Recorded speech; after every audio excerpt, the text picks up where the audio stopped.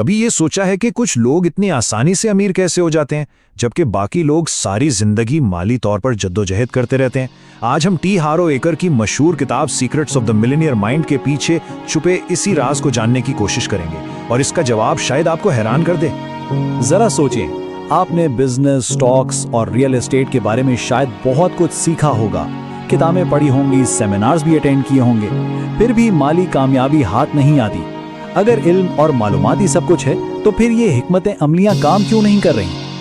तो जनाब, जवाब ये है, मसला उन हिकमतें अमलियों में नहीं है जो आप सीखते हैं, यानी आपके टूल्स या औजार। असल मसला तो इस दिमाग में है जो इन औजारों को इस्तेमाल कर रहा है, यानी आपका टूल बॉक्स। और यहीं से किताब का सबसे बड़ा और अहम आइडिया सामने आता है, जिसे कहते हैं मनी ब्लूप्रिंट। ये एक तरह का छुपा हुआ लाशौरी कोड है जो आपके हर माली फैसले को कंट्रोल कर रहा है, भले आप इस बात को जानते हो या नहीं। तो ये मनी ब्लूप्रिंट आखिर है क्या? आसान लफ्जों में, ये पैसे को लेकर आपके दिमाग में पहले से सेट एक प्रोग्राम है। ये बिल्कुल एक स्क्रिप्ट की तरह है जो बचपन में ही लिखी जा चुकी है और आपके माली नताइज को छुप-छाप कंट्रोल कर रही है। एक और उसे एक बड़ी जबरदस्त मिसाल से समझाते हैं। वो कहते हैं, अगर किसी दरख्त पर लगे फल बदलने हैं तो फलों पर तवज्जो देने से कुछ नहीं होगा, आपको पहले उसकी जड़ें बदलनी पड़ेंगे। बिल्कुल इसी तरह आपके माली नताइज यानी आपके फल आपकी अंदरूनी दुनिया यानी आपकी जड़ों से पैदा होते हैं। तो ये सब काम कैसे करता है? देखें, एक फॉर्मूला है, P से T, T से F, F से A और A से R, यानी सब कुछ शुरू होता है आपकी प्रोग्रामिंग से। यही प्रोग्रामिंग आपके ख्यालात को जन्म देती है। ये ख्यालात आपके एहसासात को कंट्रोल करते हैं। ये एहसासात आपको अमल करने पर मजबूर करते हैं और आखिर में यही अमल आपके नताइज तय करता है।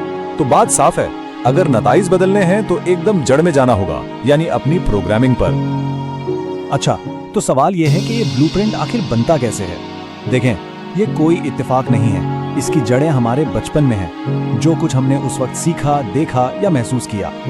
हमारे दिमाग की ये प्रोग्रामिंग खास तौर पर बचपन में 3 बड़े तरीकों से होती है।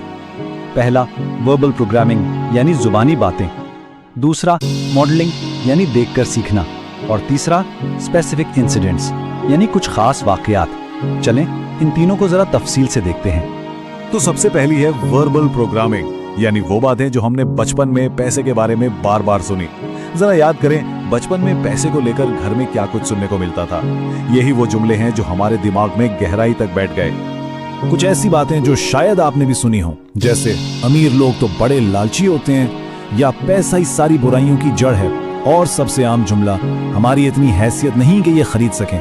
यही वो बातें हैं जो हमारे मनी ब्लूप्रिंट को कमजोर बना देती हैं। अच्छा, दूसरी चीज है मॉडलिंग, यानी हमने बचपन में क्या देखा, हमारे वालिदैन या बड़े पैसे को कैसे संभालते थे। क्या वो बहुत सोच समझ के खर्च करते थे या खुले हाथ से? क्या घर में पैसे की वजह से खुशी होती थी या लड़ाई झगड़े? हम लाशऊरी तौर पर उनके रवैये को कॉपी कर लेते हैं, चाहे वो अच्छा हो या बुरा। किताब में एक बहुत ही मजे की कहानी है। एक औरत से पूछा गया, आप हैम के दोनों सिरे काट कर क्यों पकाती हैं? तो उसने कहा, अरे मेरी अम्मी भी ऐसी करती थी। जब उसकी माँ से पूछा गया तो उनका भी यही जवाब था। आखिर में जब दादी अम्मा से पूछा गया तो पता है उन्होंने क्या कहा? उन्होंने कहा, अरे बेटा, मेरा पेन छोटा था। बिल्कुल इसी तरह हम भी बहुत सी माली आदतें बिना सोचे समझे अपना लेते हैं। अब आते हैं तीसरे और शायद सबसे ज्यादा असरअंदाज होने वाले तरीके पर, स्पेसिफिक इंसिडेंट्स, यानी कुछ खास वाकयात।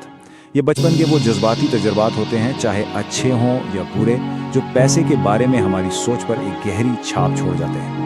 एंकर खुद अपनी बीवी की मिसाल देते हैं। वो बताते हैं कि जब वो छोटी थीं, तो जब भी आइसक्रीम वाले से आइसक्रीम लेने के लिए अपनी अम्मी से पैसे मांगती, तो उनकी अम्मी हमेशा कहती, बेटा मेरे पास तो पैसे नहीं है, अपने अब्बू से मांगो, सारे पैसे तो अब्बू के पास ही होते हैं। अब देखें, बार बार ये तजुर्बा होने से उनके दिमाग में ये बात पक्की हो गई कि पैसा सिर्फ मर्दों के पास होता है। चलें अब एक बहुत ही जबरदस्त मिसाल देखते हैं जो इस मिनी ब्लूप्रिंट को बिल्कुल वाजे कर देगी। इसे कहते हैं फाइनेंशियल थर्मोस्टेट।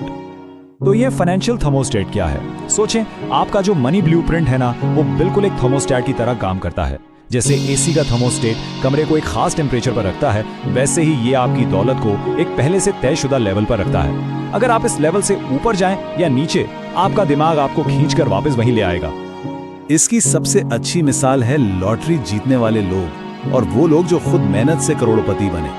अक्सर लॉटरी जीतने वालों का थर्मोस्टेट बहुत कम पर सेट होता है। इसीलिए रिसर्च बताती है कि वो कुछ ही सालों में वापस वहीं आ जाते हैं जहां से शुरू हुए थे, यानी बिल्कुल कंगाल।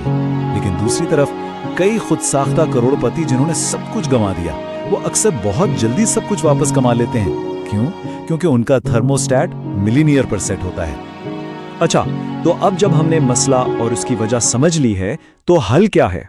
खुशखबरी ये है कि इस ब्लूप्रिंट को, इस प्रोग्रामिंग को बदला जा सकता है। और यही सबसे अहम बात है। आप बाहर की दुनिया में जितनी मर्जी नई स्ट्रैटेजीज आजमा लें, लेकिन अगर मुस्तकिल कामयाबी चाहिए तो उसका एक ही तरीका है, अपने अंदरूनी माली थर्मोस्टेट को रीसेट करना होगा। असली तब्दीली यहीं से शुरू होती है। तो ये रीसेट होता कैसे है? इसके 4 बड़े कदम हैं। सबसे पहला है अवेयरनेस, यानी ये जानना और मानना कि हाँ, कोई पुराना प्रोग्राम चल रहा है।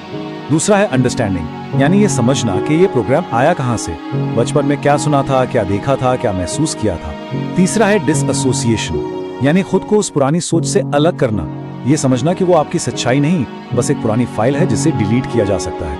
और चौथा और सबसे जरूरी कदम रिकंडीशनिंग, यानी जानबूझकर शौरी तौर पर अपने दिमाग को नई दौलत वाली सोच और आदतों से दोबारा प्रोग्राम करना। तो आखिर में हम आपको इसी एक ताकतवर सवाल के साथ छोड़े जाते हैं। सोचें, आपका अपना माली थर्मोस्टेट किस लेवल पर सेट है? हजारों पर, लाखों पर, या इससे भी कहीं ज्यादा पर? इस सवाल का ईमानदारी से जवाब देना शायद आपकी माली जिंदगी को हमेशा के लिए बदलने का